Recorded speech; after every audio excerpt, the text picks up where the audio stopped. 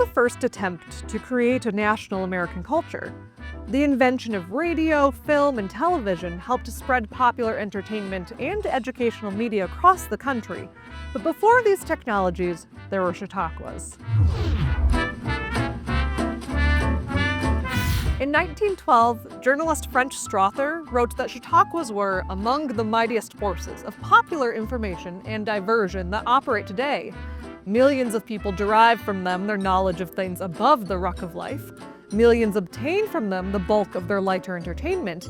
And most significant of all, millions absorb from them their political faith and are by them directed to their course of political action. But what exactly were Chautauquas? How did lecture programs that started as a Methodist summer school go on to influence millions of Americans? Why was their quality a hotly debated topic in the early 20th century?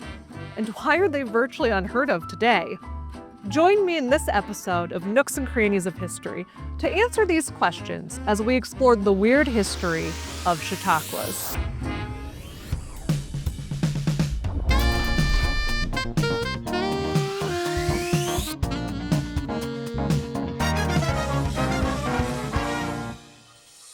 My name is Jennifer Beal, and I'm a public historian at Brucemore, a historic site in Cedar Rapids, Iowa.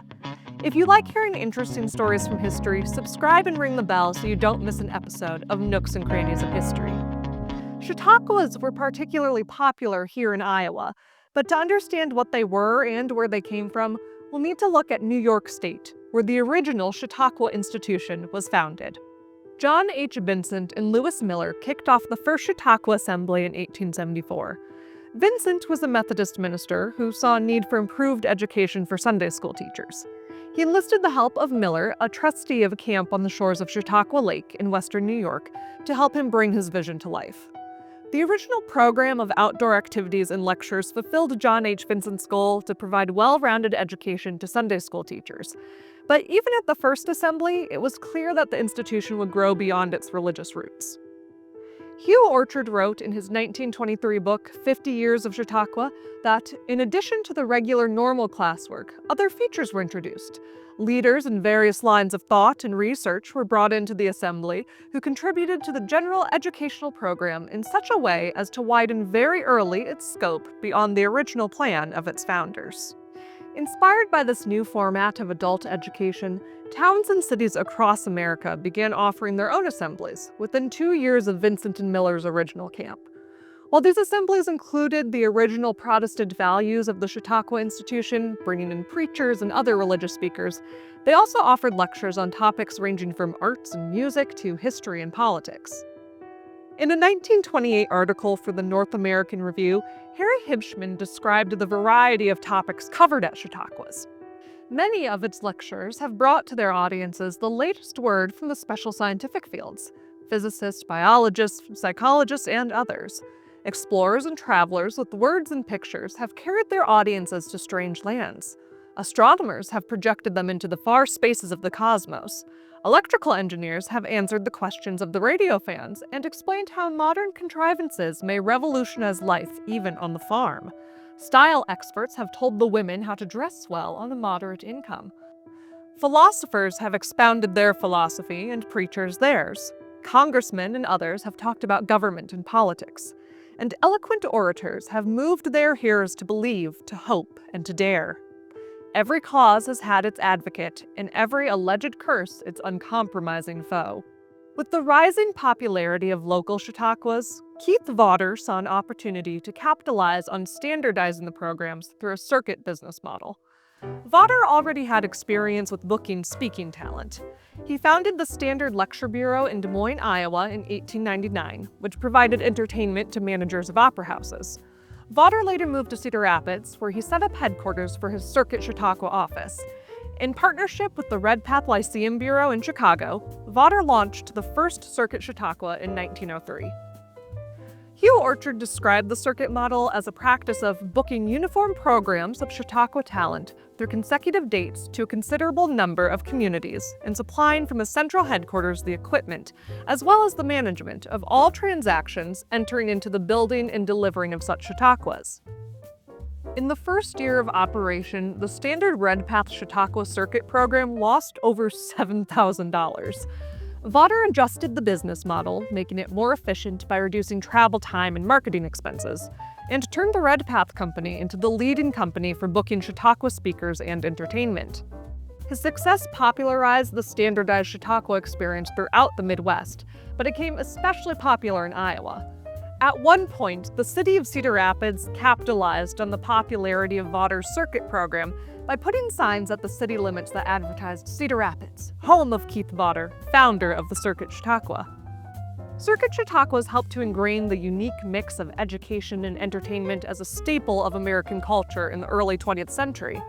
During World War I, the Chautauquas became an outlet for sharing information about the war.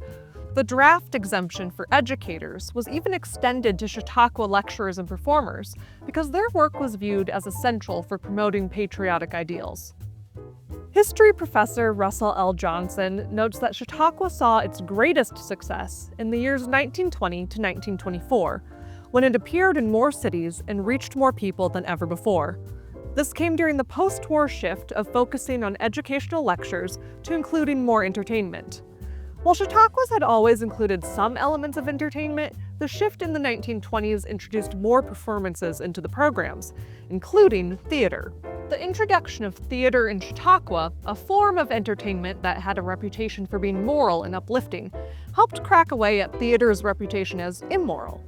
In We Called It Culture, Victoria Case and Robert Ormond Case describe the introduction of theater into Circuit Chautauquas, saying, "First came the impersonators and dramatic readers. Who could object to them?